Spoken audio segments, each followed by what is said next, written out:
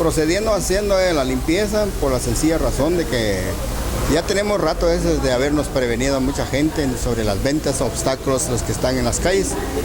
Y por lo momento que hemos visto que si ellos no se han puesto a las pilas para sacar sus cosas, por eso seguimos levantando obstáculos en las vías peatonales, en las vías vehiculares, y tanto como entre las semanas de jueves, que la gente no entiende que ahí no pueden poner sus ventas en ese lugar, pero son necios para ponerlas. Entonces nosotros nos han dado una orden de levantar cuantas ventas hay. La mayor parte de gente nos maltratan, nos dicen un montón de cosas, hasta nos han tratado de ladrones, pero nosotros no estamos robando a nadie, sino que únicamente estamos levantando obstáculos. Por esa misma razón estamos viendo qué es lo que estamos haciendo todo el tiempo.